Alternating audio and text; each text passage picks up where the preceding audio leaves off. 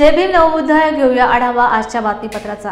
मंगरुळपीर येथील कर्तव्यदक्ष सीईओ वैभव वाघमारे यांची बदली करण्यात येऊ नये या मागणीसाठी मानवी हक्क अभियान संघटना व पत्रकार संघ मंगरुळपीरच्या वतीने जिल्हाधिकारी वाशिम यांना तहसीलदारांमार्फत निवेदनाद्वारे मागणी करण्यात आली आहे। मानवी हक्क संघटना आणि पत्रकार संघ यांच्यामार्फत आज तहसीलदार मॅडम यांना निवेदन देण्यात आले की आपले जे सीईओ आहेत वैभव वाघमारे सर यांचे कार्य व्यवस्थित असून त्यांना समर्थनार्थ आम्ही सर्वजण निवेदन देतो।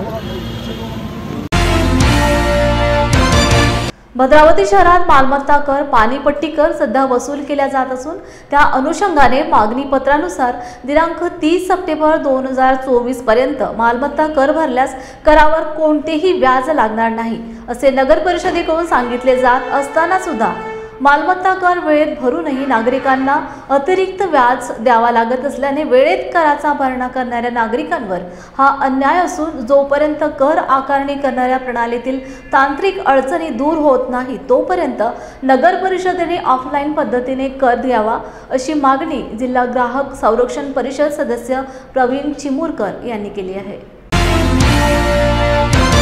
नमस्कार, मी प्रवीण रामचंद्र चिमुरकर, सदस्य जिल्हा ग्राहक संरक्षण परिषद चंद्रपूर। भद्रावती येथे कर आकारण्यात येणाऱ्या ऑनलाईन प्रणालीमध्ये त्रुटी आहे हे स्पष्ट दिसत असताना सुद्धा प्रशासनाने त्या प्रणालीद्वारे कर वसूल करणे चुकीचे आहे। वेळेत कराचा भरणा करणाऱ्या नागरिकांवर हा अन्याय असून जोपर्यंत कराची आकारणी करणाऱ्या प्रणालीतील तांत्रिक अडचणी दूर होत नाही तोपर्यंत नगर परिषदेने ऑफलाईन पद्धतीने कर घ्यावा आणि लवकरात लवकर तांत्रिक अडचणी दूर कराव्या।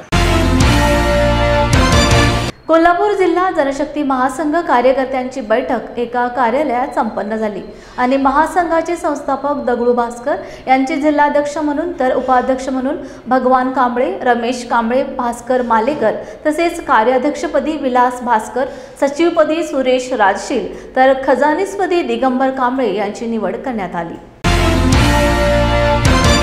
की गेल्या 30-40 वर्षामध्ये ज्या नेतृत्वाच्या वर विश्वास ठेवून मी काम केलं आणि लोकसभेला आमच्या नेतृत्वानं घेतलेला जो निर्णय आहे तो निर्णय महायुतीवर जाण्याचा घेतला, म्हणजेच पर्यायानं धर्मांध शक्तींना बळ देण्याचं काम त्यांनी केलेलं आहे। आणि मग या धर्मांध शक्तीच्या विरोधामध्ये आयुष्यभर आम्ही लढलो, मोर्चे केले, आंदोलनं केली, त्यांच्या विरोधामध्ये दंड ठोकून उभा राहिलो आणि मग त्याच लोकांच्या मांडीला मांडी लावून आम्ही बसायचं का? तर फुले शाहू डॉक्टर बाबासाहेब आंबेडकरांचा जो विचार आहे तो विचार जर जिवंत राहायचा असेल तर मग अशा शक्तींच्या बरोबर आम्ही कदापि जाणार नाही असं नेतृत्वाला आम्ही ठणकावून त्या काळात सांगितलं। आणि मग नेतृत्वानं आम्हाला शाहू छत्रपती महाराजांच्या आणि महाविकास आघाडीच्या प्रचारात मी राहिल्यामुळं मला पदमुक्त केलं। पदमुक्त केल्यानंतर 3-4 महिने नेतृत्वाची आम्ही वाट पाहिली, परंतु नेतृत्वानं आम्हाला बेदखल केलं आणि मग त्या बेदखल केलेल्या कारणातूनच कुणावर सूड उगवायसाठी नाही, राग व्यक्त करण्यासाठी नाही, तर आमचा स्वाभिमान जपण्यासाठी आणि आम्ही माझ्यासोबत गेले अनेक वर्षे 30-30 वर्षे जे प्रामाणिक आणि निष्ठेनं काम करणारे कार्यकर्ते आहेत त्या कार्यकर्त्यांना बळ देण्यासाठी एका नव्या संघटनेचा आम्ही जन्म दिलेला आहे। ही नवी संघटना आज देश आणि महाराष्ट्राच्या पुढे जे प्रश्न आहेत, कामगारांचे प्रश्न आहेत, शेतकऱ्यांचे प्रश्न आहेत, विद्यार्थ्यांचे प्रश्न आहेत, अन्याय अत्याचाराचे प्रश्न आहेत, आरक्षणाचा प्रश्न आहे, अशा अनेक प्रश्न या देशामध्ये निर्माण झालेले असताना आम्ही जर पुन्हा एकदा ह्या सगळ्याच्या विरोधात असणाऱ्या शक्तीला पाठिंबा दिला तर ते योग्य होणार नाही।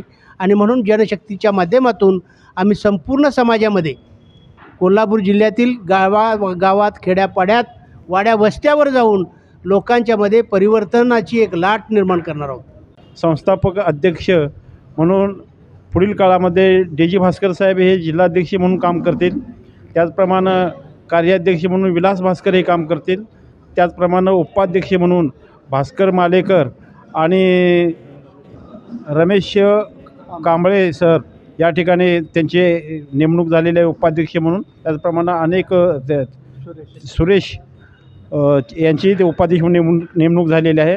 त्याचप्रमाणे जिल्हा सचिव म्हणून सुरेश राजशील हे या ठिकाणी भविष्यकाळामध्ये काम पाहणार आहेत आणि अशा पद्धतीचं जिल्हा कार्यकारिणी थोड्याच दिवसामध्ये बैठक घेऊन पुढील तालुका कार्यकारिणी, ब्लॉक कमिटी आणि गाववाईज कार्यकर्त्याच्या नेमणुका करून यापुढील काळामध्ये काम आम्ही करणार आहोत. जिल्हा कार्यकारिणीमध्ये काम करायला इच्छुक आहेत अशा कार्यकर्त्यांना आपली इच्छा प्रकट करण्याची संधी या ठिकाणी दिली. त्याप्रमाणे अनेक जणांनी आपण कार्यकारिणीमध्ये जिल्ह्याच्या काम करणार आहे अशा पद्धतीची मागणी किंवा आपलं मत या ठिकाणी प्रदर्शित केलं. त्याप्रमाणे जवळजवळ 22 जिल्हा कार्यकारिणीवर काम करण्यास उत्सुक असलेले कार्यकर्त्याची नोंद या ठिकाणी झालेली आहे. असं असताना सर्वच कार्यकारिणीच्या लोकांची नावं सांगता येणार नाहीत, पण आजच्या निमित्तानं या ठिकाणी संस्थापक अध्यक्ष म्हणून पुढील काळामध्ये डी.जी. भास्कर साहेब हे जिल्हाध्यक्ष म्हणून काम करतील. त्याचप्रमाणे कार्याध्यक्ष म्हणून विलास भास्कर हे काम करतील. त्याचप्रमाणे उपाध्यक्ष म्हणून भास्कर मालेकर आणि रमेश कांबळे सर या ठिकाणी त्यांचे नेमणूक झालेले आहे उपाध्यक्ष म्हणून. त्याचप्रमाणे अनेक सुरेश यांची ते उपाध्यक्ष म्हणून नेमणूक झालेली आहे. त्याचप्रमाणे जिल्हा सचिव म्हणून सुरेश राजशील हे या ठिकाणी भविष्यकाळामध्ये काम पाहणार आहेत आणि अशा पद्धतीचं जिल्हा कार्यकारिणी थोड्याच दिवसामध्ये बैठक घेऊन पुढील तालुका कार्यकारिणी, ब्लॉक कमिटी आणि गाववाईज कार्यकर्त्याच्या नेमणुका करून यापुढील काळामध्ये काम आम्ही करणार आहोत. ज्येष्ठ नागरिक दिनाच्या निमित्ताने सामाजिक न्याय व विशेष सहाय्य विभाग नांदेड व महाराष्ट्र ज्येष्ठ नागरिक महासंघ मराठवाडा प्रादेशिक विभाग यांच्या संयुक्त विद्यमाने नांदेड येथील नियोजन भवनात ज्येष्ठ नागरिकांसाठी एकदिवसीय कार्यशाळेचे आयोजन करण्यात आले होते. जिल्हा विधी सेवा प्राधिकरण, जिल्हा न्यायालयाच्या जज दलजीत कौर यांच्या अध्यक्षतेखाली घेण्यात आलेल्या या कार्यशाळेचे उद्घाटन जिल्हाधिकारी अभिजित राऊत यांच्या हस्ते करण्यात आले. कार्यशाळेस ज्येष्ठ नागरिक मोठ्या संख्येने उपस्थित होते. शेवटी राष्ट्रगीताने कार्यक्रमाची सांगता झाली. नांदेड जिल्ह्यातील सर्व ज्येष्ठ नागरिकांना ज्येष्ठ नागरिक दिनाच्या मी शुभेच्छा देतो आणि सहाय्यक आयुक्त समाज कल्याण कार्यालयाकडून आज खूप मोठ्या उत्साहामध्ये आज आपण ज्येष्ठ नागरिक दिन साजरा करत आहोत. ज्येष्ठ नागरिक दिनाच्या निमित्ताने मी सर्व ज्येष्ठांना आवाहन करू इच्छितो की आपल्या आयुष्यामध्ये ज्या काही अडचणी असतील, ज्या काही समस्या असतील, त्या समस्या आपण जर आमच्यापर्यंत पोहोचवल्यात तर आपण त्याचं निराकरण करू आणि त्याच्यात मार्ग काढू आणि योग्य ते सल्ला देऊ आणि आपलं जीवन एक सुखकर, समाधानी, आनंदी जगावं या उद्देशाने आमच्या कार्यालयाकडून आम्ही प्रयत्न करूया. आज या कार्यक्रमाच्या निमित्ताने आपल्या जिल्ह्याचे जिल्हाधिकारी सन्माननीय अभिजित राऊत साहेब यांनीही या ठिकाणी येऊन मार्गदर्शन केलेलं आहे. तसेच सन्माननीय दलजीत कौर मॅडम जे या कार्यक्रमाचे अध्यक्ष होते त्यांनी खूप चांगल्या पद्धतीनं आपल्या भाषणातून सर्वांना व्यवस्थित एकदम छान मार्गदर्शन केलेलं आहे. या ज्येष्ठ नागरिक कार्यशाळेच्या माध्यमातून ज्या काही शासनाच्या योजना असतील त्या योजना प्रत्येक ज्येष्ठ नागरिकांपर्यंत कशा पोहोचतील यासाठी आम्ही कटिबद्ध आहोत. एकही ज्येष्ठ नागरिक आपल्या जिल्ह्यातला या योजनेपासून, शासनाच्या योजनेपासून वंचित राहणार नाही याची खबरदारी आम्ही घेऊ आणि त्या अनुषंगाने सर्व ज्येष्ठ नागरिकांना मी शुभेच्छा देतो आणि धन्यवादही व्यक्त करतो. डॉक्टर हंसराज वैद्य, फिस्कॉम उत्तर मराठवाडा प्रादेशिक अध्यक्ष या नात्यानं सर्व ज्येष्ठ नागरिकांना मी आज ज्येष्ठ नागरिक दिनाच्या निमित्तानं शुभेच्छा देतो. आजचा जो कार्यक्रम शिवानंद निमगिरे साहेबांनी अरेंज केला, या कार्यक्रमाचे उद्घाटक म्हणून आदरणीय कलेक्टर साहेब, सर्वांचे लाडके, तसेच जज मॅडम ह्या अध्यक्ष राहिल्या. अनेक आपले नांदेडमधले सगळे अधिकारी हजर राहिले आणि मोठ्या संख्येने ज्येष्ठ नागरिक उपस्थित होते आणि आम्हाला खरं म्हणजे हा कार्यक्रम अगदी आगळा वेगळा वाटला. आज त्यांनी शुभेच्छा दिल्या आम्हाला सगळ्यांना. आपल्याला कार्यान्वित ज्या काही हे आहेत, योजना आहेत त्या सांगितल्या. त्या योजना खूप चांगल्या आहेत. या सध्याच्या सरकारकडनं लाडक्या शिंदे साहेबांचे, मुख्यमंत्री यांच्याकडनं आम्ही अशी अपेक्षा करतो आजच्या दिनानिमित्त की त्यांनी लाडके मायबाप योजना आणावी आणि त्या अंतर्गत त्यांनी 3500 रुपये महिना ज्येष्ठ नागरिकांना, जिथे अत्यंत गरज आहे त्यांना दिल्या तर खूप मोठं एक जगातलं वेगळं उदाहरण त्यांच्या काळात होईल असं वाटतं. हेस्कॉमचा उपाध्यक्ष म्हणून मी आजच्या 1 ऑक्टोबर ज्येष्ठ नागरिक दिनानिमित्त समस्त ज्येष्ठ नागरिकांना हार्दिक शुभेच्छा देतो. 1 ऑक्टोबरला सर्वत्र 1 ऑक्टोबर एक मोठ्या प्रमाणामध्ये ज्येष्ठ नागरिकांसाठी कार्यक्रम आयोजित केले जातात. त्याचप्रमाणे नांदेडला देखील आजचा हा कार्यक्रम आयोजित केला होता. अतिशय चांगल्या पद्धतीचा कार्यक्रम होता. या कार्यक्रमाच्या माध्यमातून ज्येष्ठ नागरिकांना विविध शासनाच्या योजना ज्येष्ठ नागरिकांपर्यंत पोहोचाव्यात आणि ज्येष्ठांचे जे काही प्रश्न आहेत त्यावर देखील चर्चा व्हावी अशा दृष्टीने हा कार्यक्रम महत्त्वाचा आहे. हेस्कॉम आणि पूर्ण भारतामध्ये अखिल भारतीय ज्येष्ठ नागरिक महासंघाच्या माध्यमातून ज्येष्ठ नागरिकांचे अडीअडचणी प्रश्न सुटावेत यासाठी सातत्याने प्रयत्नशील असतो आणि त्या दृष्टीने शासन आणि प्रत्येक जिल्ह्याच्या प्रशासनाचे अधिकारी हे सकारात्मक त्या दृष्टीने विचार करतात, ज्येष्ठ नागरिकांना सहकार्य करतात. त्यामुळे आजच्या दिवसाच्या निमित्ताने मी या सर्वांचंच मी मनपूर्वक अभिनंदन करतो.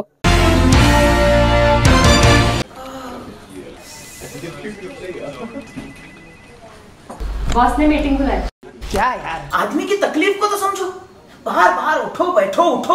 जनाब, तकलीफ उठने बैठने की नहीं, तकलीफ बवासीर की है. बवासीर, फिशर, भगंदर, पाइलोनियल साइंस का आयुर्वेद तथा आधुनिक लेजर से उपचार. अभ्युदय पाइल्स लेजर हॉस्पिटल, लोहार समाज भवन के पीछे, महापुष्प सोसाइटी, शताब्दी नगर चौक से मनीष नगर रोड, नागपुर. कॉल और विजिट करें www.pilesfistulacure.com. क्या हुआ बहू? माँ, पाइल्स की बहुत तकलीफ हो रही है. तो तुम गुदरोग सर्जन के पास क्यों नहीं गई? देखो, जैसे हार्ट के लिए हार्ट स्पेशलिस्ट, ब्रेन के लिए ब्रेन स्पेशलिस्ट, तो पाइल्स के लिए पाइल्स स्पेशलिस्ट क्यों नहीं? स्त्री हो या पुरुष, टॉयलेट में तकलीफ केवल पाइल्स ही नहीं, और भी कई प्रकार के गुदरोग तथा कैंसर भी हो सकता है. इसीलिए इसकी प्रत्यक्ष जांच जरूरी है. ठीक है माँ, पर जांच के लिए हम जाएंगे कहाँ? वही काले आयुर्वेदिक पाइल्स हॉस्पिटल में. लेकिन माँ, प्रेगनेंसी में पाइल्स की दवाइयाँ? प्रेगनेंसी में आयुर्वेदिक दवाइयाँ सुरक्षित होती है. जनहित में जारी. काले आयुर्वेदिक पाइल्स हॉस्पिटल, औषधि चिकित्सा तथा सर्जरी ट्रीटमेंट उपलब्ध. हमारा पता उमरेड रोड, दिघौरी बस स्टॉप के पास, नागपुर. अधिक जानकारी के लिए वेबसाइट पर जाएं kalepileshospital.com. मध्य भारत का अत्याधुनिक सुविधाओं से परिपूर्ण hospital Shri Radha Krishna hospital and research institute सामान्य जांच, शुगर जांच, ब्लड प्रेशर एवं आंखों की जांच के साथ साथ सिटी स्कैन, फिजियोथेरेपी, मोतियाबिंद ऑपरेशन, ऑर्थोपेडिक सर्जरी, आईसीयू तथा 200 बेड बिस्तरों वाला विश्वसनीय सुविधाओं के साथ Shri Radha Krishna hospital and research institute, Vardhaman Nagar, Nagpur. छोटी सर्जरी से लेकर बड़ी सर्जरी तक, हार्ट ऑपरेशन व कार्डियो कैथ लैब की विशेष सेवा, बच्चों से लेकर बुजुर्गों तक सभी का इलाज काफी किफायती दरों में. 64 स्लाइड सिटी स्कैन सेवा उपलब्ध. वेल क्वालिफाइड ट्रेन्ड डॉक्टरों के साथ 30 bedded MICU, world class modular operation theatre की सुविधा उपलब्ध. 24 घंटे आपातकालीन एवं एम्बुलेंस की सुविधा. महात्मा ज्योतिबा फुले तथा प्रधानमंत्री जन आरोग्य योजना के अंतर्गत निशुल्क सर्जरी एवं डायलिसिस सुविधा उपलब्ध. निरोगी रहे, स्वस्थ रहे. Shri Radha Krishna hospital and research institute, पूर्व वर्धमान नगर, नागपुर. अधिक जानकारी के लिए आज ही संपर्क करें. धनगर एसटी अनुसूचित जमाती आरक्षण अंमलबजावणीसाठी नांदेडच्या महात्मा फुले व सावित्रीबाई फुले कोण म्हणतंय देत नाही, कोण म्हणतंय देत नाही, आरक्षण आमच्या हक्क. कोण म्हणतंय देत नाही, आरक्षण आमच्या हक्काचं.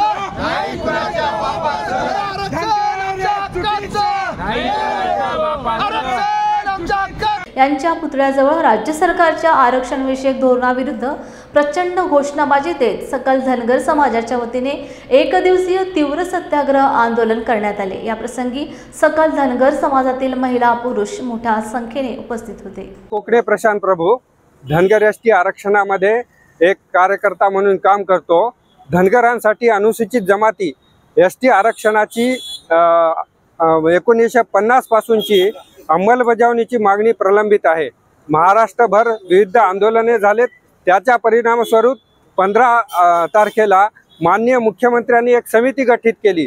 त्या समितीमध्ये विविध संबंधित मंत्रालयाचे प्रधान सचिव, ॲडव्होकेट जनरल, आमदार प्रकाशअण्णा शेंडगे आणि स्वतः मी एक सदस्य आहे.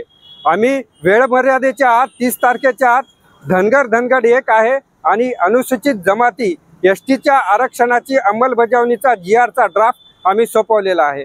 पण तो ड्राफ्ट प्रशासनाला सोपून सुद्धा माननीय मुख्यमंत्री सरकार पॉझिटिव्ह असून सुद्धा प्रशासनाने अजून तो GR पब्लिश केला नाही. त्याला पुन्हा क्रियान्वित करण्यासाठी आम्ही चालना देण्यासाठी परत आंदोलनाला सुरुवात आम्हाला करावी लागलेली आहे आणि त्यामुळे हे आंदोलन आम्ही सुरू केलेलं आहे.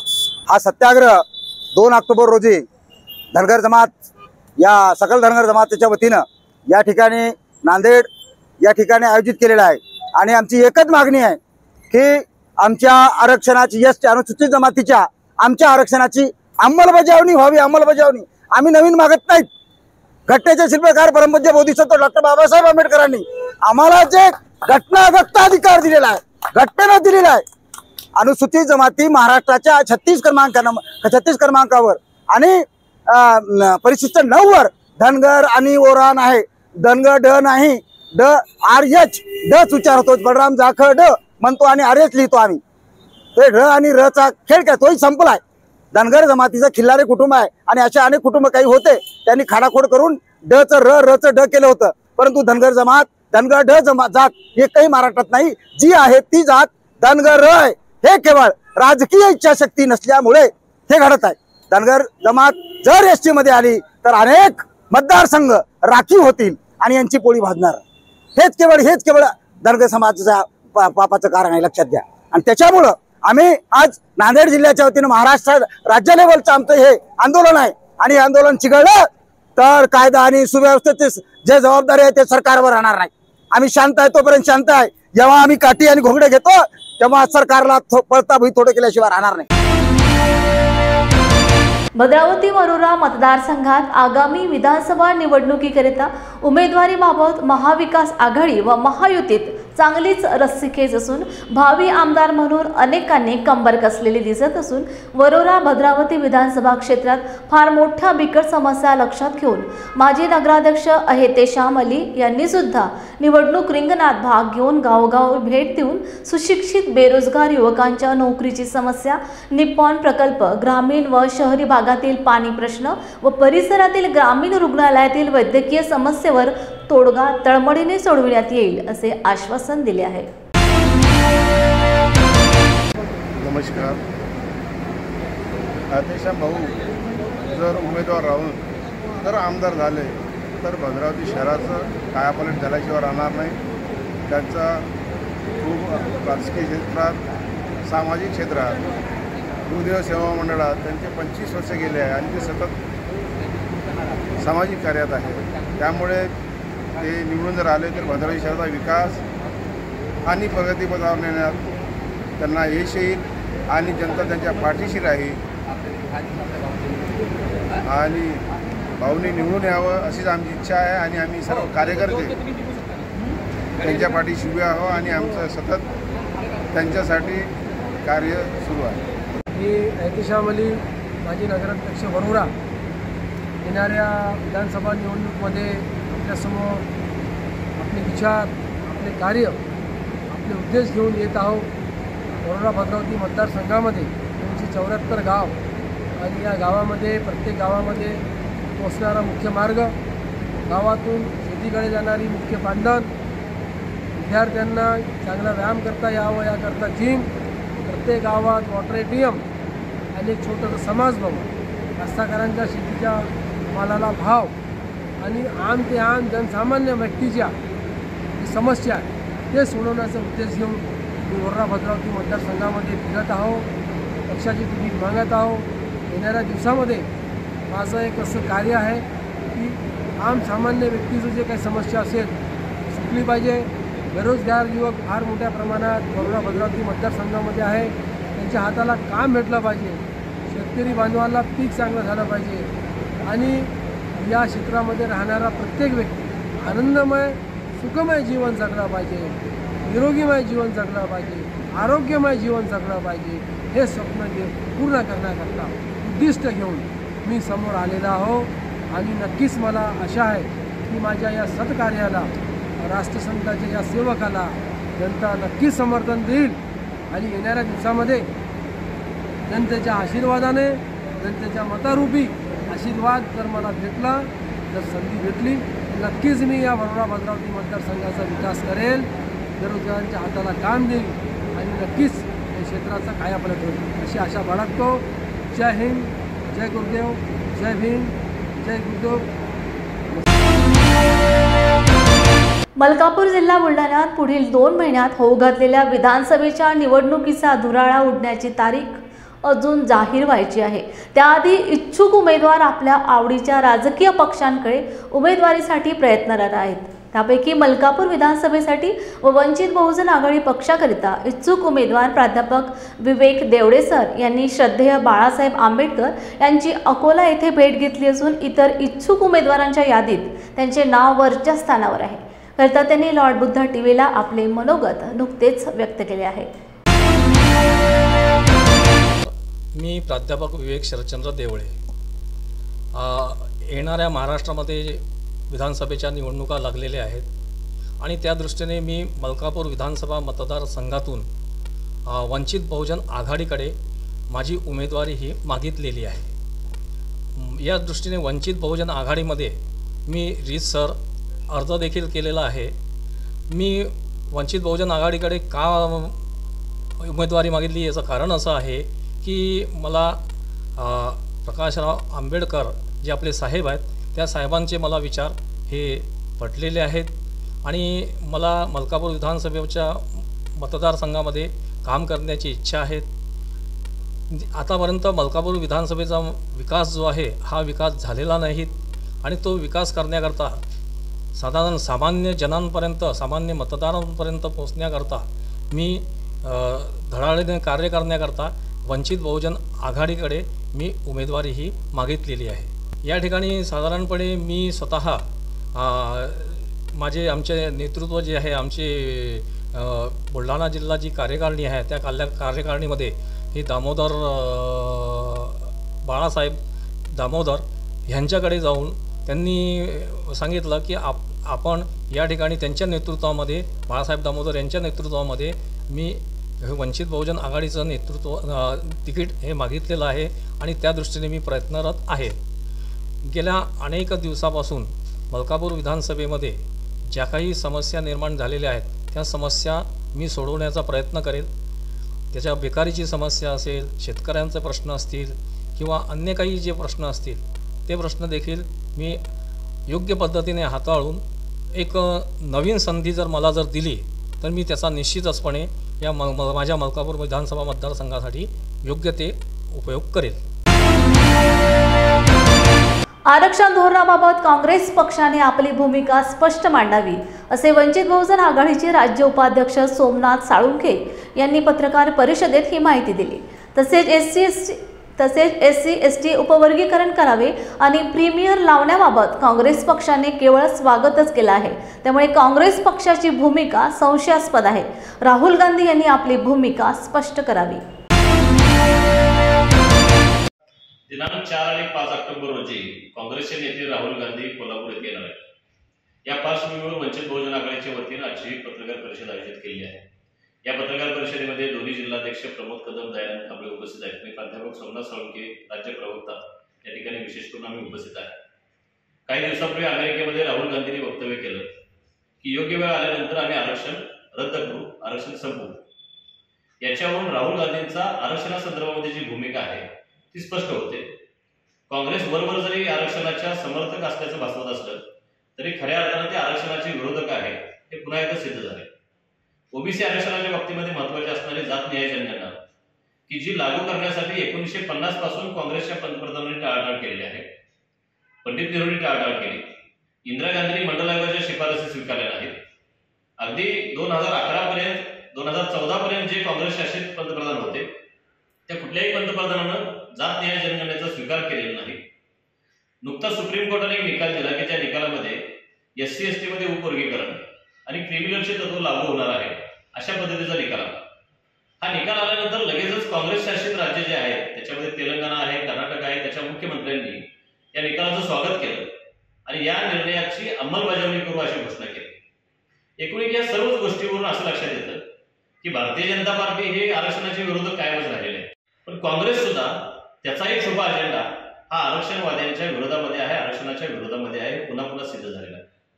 कोल्हापूरमध्ये राहुल गांधी येणार आहेत, आमचं आव्हान आहे तुम्ही जे वक्तव्य अमेरिकेमध्ये केलं त्या वक्तव्याचं माफी या ठिकाणी मागावी, स्पष्टीकरण द्यावं, समस्त आरक्षणवादी वर्गाची माफी मागावी, अन्यथा राहुल गांधींचं नेतृत्व हे फसवं नेतृत्व आहे, आरक्षणवाद्यांच्या विरोधातलं नेतृत्व आहे, हे पुन्हा एकदा सिद्ध होईल। शिकलेल्या वर्गाला मग तो डॉक्टर, इंजिनियर, IAS, वकील किंवा खाजगी कंपनीत काम करणारा असेल, यातील ज्यांनी लाभ घेतलाय त्यांना आरक्षण यापुढे मिळणार नाही या मताचे आपण आहात का?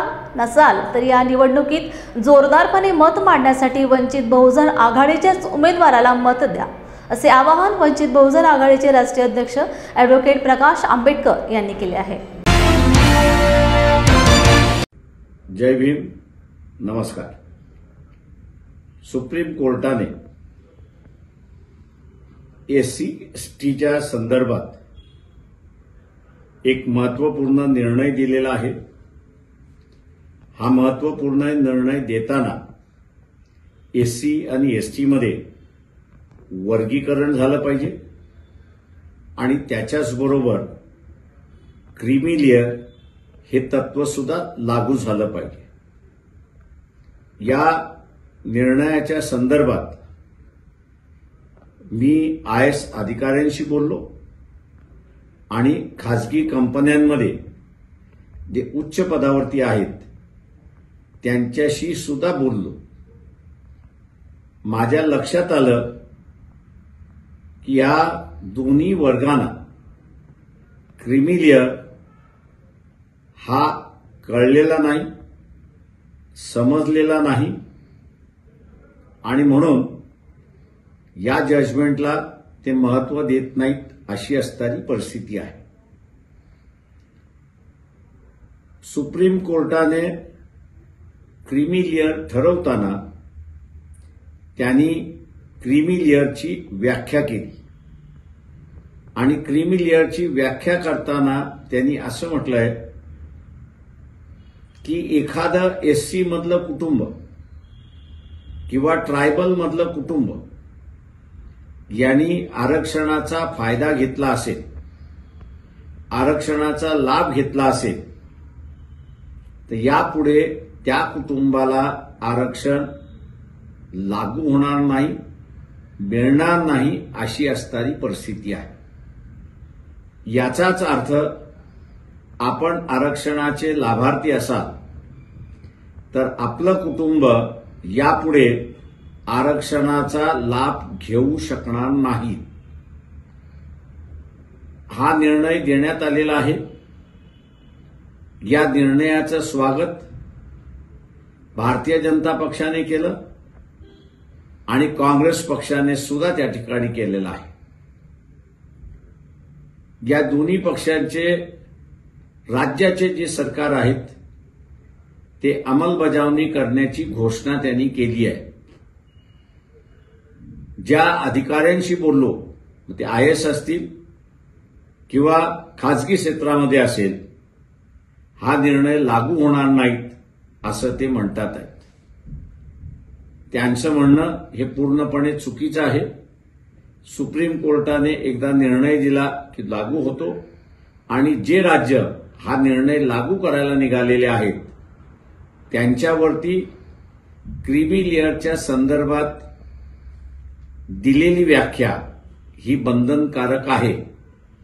उद्या ज्यावेळेस या स्वरूपाचा कायदा केला जाईल त्यावेळेस ज्या कुटुंबाने एखादा लाभ घेतला असेल तर यापुढे त्याला लाभ मिळणार नाही अशी व्याख्या केलेली आहे आणि जजमेंटमध्ये नमूद करण्यात आलेलं आहे। मी तमाम फुले शाहू आंबेडकरी जनतेला विचारतो, काय आपल्याला हा निर्णय मान्य आहे का? ज्या राजकीय पक्षाला लोकसभेमध्ये आपण मतदान दिलं, मग काँग्रेस, NCP, उद्धव ठाकरे या सर्वांनी या निर्णयाचं स्वागत केलेलं आहे आणि आरक्षण असं संपवता येत नाही तर क्रीमी लेअरच्या माध्यमातून संपवण्याची भाषा त्या ठिकाणी झालेली आहे. माझं आव्हान आहे, शिकलेला वर्ग, मग तो डॉक्टर असेल, इंजिनियर असेल, तो IAS अधिकारी असेल, खाजगी संस्थेमध्ये काम करणारा असेल, वकील असेल, आर्किटेक्ट असेल किंवा इतर ठिकाणी असेल, ज्यांनी लाभ घेतलेला आहे त्याला आरक्षण यापुढे मिळणार नाही या मताचे आपण आहात का, हा सगळ्यात महत्वाचा प्रश्न आहे. या निर्णयाशी आपण सहमत नाही असं जर आपल्याला म्हणायचं असेल तर आपल्याला जोरदार म्हणावं लागेल आणि ते इलेक्शनमध्ये म्हणावं लागेल, हे लक्षात घ्या.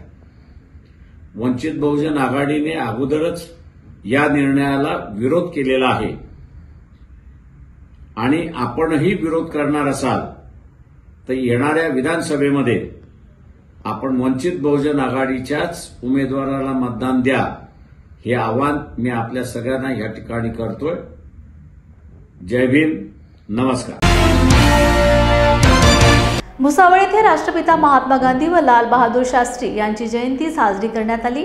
प्रमुख उपस्थित माननीय मुख्याध्यापक बावस्कर सर व शिक्षक आणि शिक्षिका वर्ग यांच्या समवेत विद्यार्थी यांनी भाषणे दिलीत व जयंती साजरी करण्यात आली.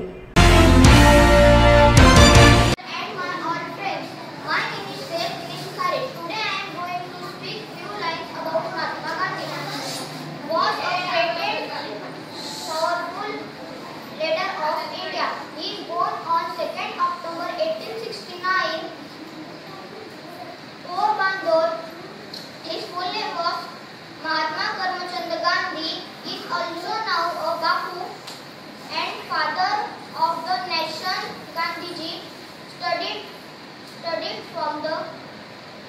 law from the England. Good morning everyone, respected sir and my dear friends.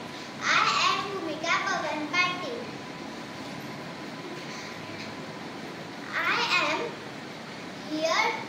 here to say some lines on Bapu means our dear Mahatma Gandhiji, who are the father of our nation. On Mahatma Gandhiji is a great man. Mahatma Gandhiji, who was born on the Mahatma Gandhi. Mahatma was father name is Karamchand Gandhi. His mother's name was Putalabai. Kasturba Gandhi was his wife. Mahatma Gandhi was a great man. 2 October and this is Hindi. Mahatma Gandhi तुम्हारा है ये हिंदुस्तान, याद रखे तेरी पहचान, नोटों में है photo तेरी, ओटो में है तेरा नाम. जय हिंदुस्तान. मी आज तुम्हाला महात्मा गांधी या विषयी 2 शब्द सांगणार आहे. ते तुम्ही शांत चित्ताने ऐकावे माझे नाम विनंती. महात्मा गांधी यांचा जन्म 2 ऑक्टोबर 1869 रोजी गुजरातमधील पोरबंदर येथे झाला. त्यांचे पूर्ण नाव मोहनदास करमचंद गांधी असे होते. त्यांचे वडिलांचे नाव करमचंद गांधी असे होते. त्यांचे आईचे नाव पुतळाबाई असे होते. पुतळाबाई धार्मिक गुप्तचे होत्या. 13व्या वर्षी त्यांचे कस्तुरबा यांच्याशी विवाह झाले. रघुपती राघव राजाराम पतित पावन सीता. बातमीपत्र इथेच थांबूया. पुन्हा भेटूया ताज्या घडामोडी घेऊन. जय भीम.